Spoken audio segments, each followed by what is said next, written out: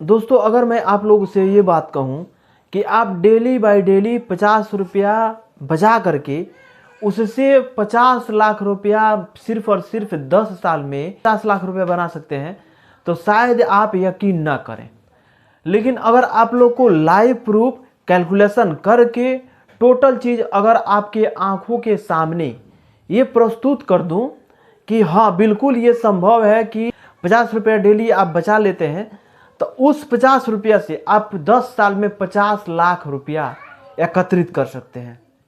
अब ये किस प्रकार से संभव है, क्या इसका कैलकुलेशन है, कहाँ पे इन्वेस्टमेंट करना है, एसआईपी करना है तो किस फंड में करना है, ताकि जो फंड है हमको 50 रुपया से 50 लाख रुपया दे पाए। वीडियो बहुत ही मज़ेदार होने वाला है, लास्ट तक देखिएगा। आगे बढ़ने से पहले आप लोगों को छोटा सा रिक्वेस्ट है कि अभी तक मेरे चैनल को सब्सक्राइब नहीं किया तो सब्सक्राइब कर लीजिएगा और बेल आइकन को प्रेस कर लीजिएगा ताकि सब नोटिफिकेशन आप लोगों को मिलता रहेगा। दोस्तों आज हम बताने वाले हैं कि मात्र 50 रुपया से सीधे आप 50 लाख किस प्रकार से बना सकते हैं 50 रुपया से। अब देखिए यहाँ पे जिस फंड में हम इन्वेस्टमेंट करेंगे उस फंड का नाम है SBI Contra fund. SBI Contra fund. और एसबीआई के बारे में आप लोग जानते हैं कि एसबीआई पे सबसे ज़्यादा लोग भरोसा करते हैं। इसका एसबीआई का बहुत सारा फंड है। ये सिर्फ और सिर्फ एसबीआई कॉन्ट्रा फंड नहीं है, एसबीआई पीएसयू फंड है, एसबीआई डायरेक्ट प्लान ग्रोथ है, एसबीआई का इक्विटी फंड है, बहुत सारा फंड है एसबीआई का। और उस फंड में से सबसे अच्छा फंड हमको लगता है एसबीआई कॉन्ट्रा फंड।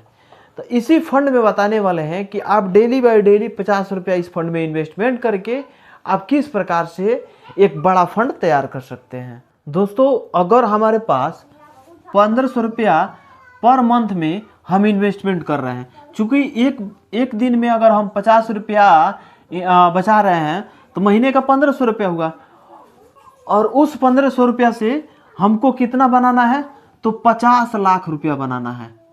ये ध्यान रखिएगा। तो किस प्रकार से बनेगा, हम क्या करेंगे कि एसबीआई कॉन्ट्रा फंड में हम एसआईपी करेंगे।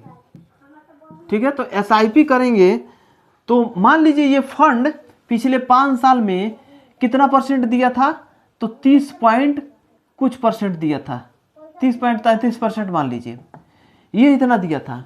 तो हो सके आने वाले समय में 30 पॉइंट नहीं दे करके हमको 25% दे, ये भी हो सकता है ना। चूँकि ये फंड पिछले 5 साल में जितना रिटर्न दिया है ये नहीं हो सकता है कि आने वाले समय भी वो उतना दे दे।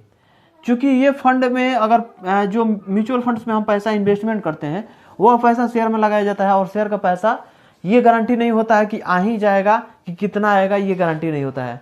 चूँकि शेयर मार्केट का पैसा डाउन होगा, अप होगा, क्या होगा ये कोई नहीं बता सकता है। लेकिन म्यूचुअल फंड्स में घाटा तो नहीं लगता है, ये हम 100% दावे के साथ कह सकते हैं।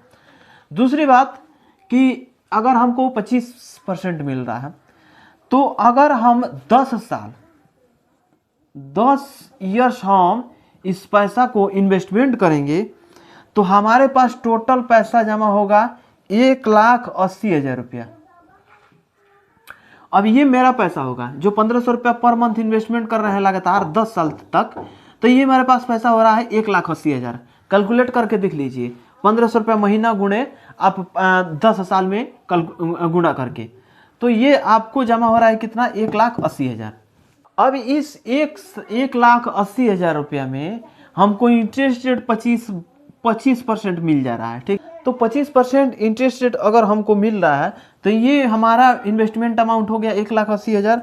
दूसरा जो हमको रिटर्न्स मिलेगा ये होगा हमारे पास 6,19,207 रुपया। ये मेरा इंटरेस्ट रेट होगा, केवल इंटरेस्ट रेट, इसका इंटरेस्ट रेट, और दोनों को हम जोड़ लेंगे। ये मेरा इन्वेस्टमेंट अमाउंट और रिटर्न्स दोनों जोड़ लेंगे तो मेरे पास हो जाएगा टोटल वैल्यू हो जाएगा मेरे पास 7,99,207 रुपया, यानी लगभग 8 लाख के करीब में ये हमारे पास इतना रुपया हो जाएगा। अब हम ये बता रहे थे कि पिछले 10 साल में इन्वेस्टमेंट करके हमारे पास पैसा जमा हो जाएगा 50 लाख। आप कहेंगे तो ये तो हो भी नहीं किया, ये लगभग 8 लाख के ही करीब रह गया, 50 लाख हो भी नहीं किया। अब आप लोग को आगे दिखाते हैं। तो सबसे पहले हम ये जान लेते हैं कि किसी भी फंड में, म्यूचुअल फंड्स में अगर हम पैसा इन्वेस्टमेंट करते हैं तो लंबे समय के लिए करेंगे तभी हमको रिटर्न मिल सकता है। ये सोचे कि 4 साल 5 साल 10 साल में एक बड़ा अमाउंट क्रिएट हो जाए तो कभी नहीं हो सकता है। म्यूचुअल फंड्स एक समुंदर है और उसमें जो है कंपाउंडिंग इंटरेस्ट रेट मिलता है।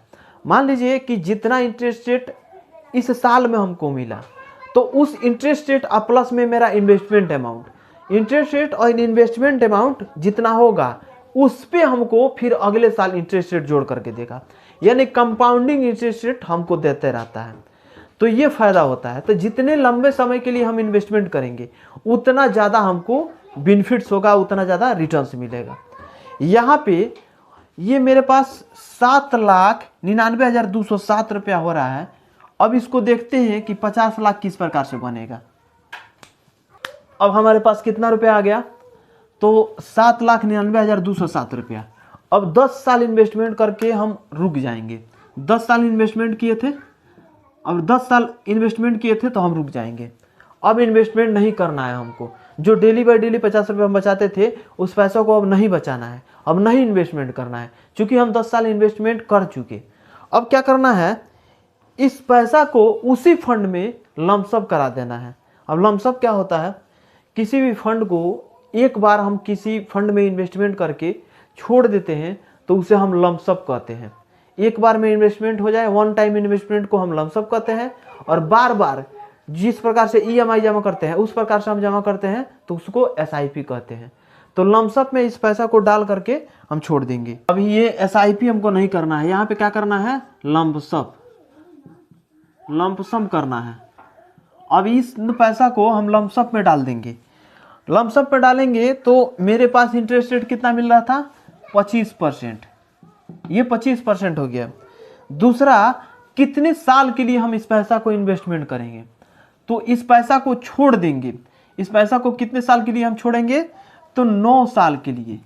9 साल के लिए अगर इस पैसा को हम छोड़ते हैं तो हमारे पास रिटर्न्स कितना आ जाएगा, हमारे पास रिटर्न्स कितना आ जाएगा, तो वो 7 लाख रुपया जो मेरा इन्वेस्टमेंट हुआ था, 7,99,000, वो मेरा पैसा है। अब प्लस में इसका ब्याज जानते हैं कितना आ जाएगा, इसका ब्याज आ जाएगा मेरे पास 51,55,349 रुपया। ये मेरे पास ये पैसा जानते हैं, ये पैसा इसका ब्याज है। इसका ये जो मेरा पैसा बचा था इसका ब्याज ये है 51,55,349 रुपया। अब हम क्या करेंगे कि दोनों को जोड़ेंगे।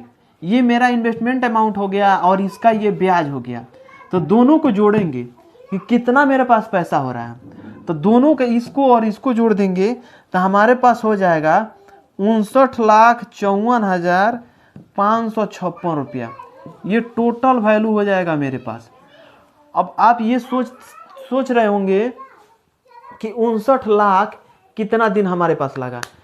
इन्वेस्टमेंट हम कितना दिन किए थे, तो मात्र 10 साल किए थे। लेकिन उस पैसा को अगर हमको ज़्यादा रिटर्न्स चाहिए, ज़्यादा बड़ा अमाउंट क्रिएट करना है, बड़ा अमाउंट बनाना है, तो उस पैसा को हमको क्या करना पड़ा, 9 साल के लिए होल्ड करना पड़ा। यानी 9 साल तक उस पैसा को लमसम में डाल करके छोड़ना पड़ा ताकि हमको एक बड़ा अमाउंट मिल सके। तो इसी प्रकार से किया जाता है।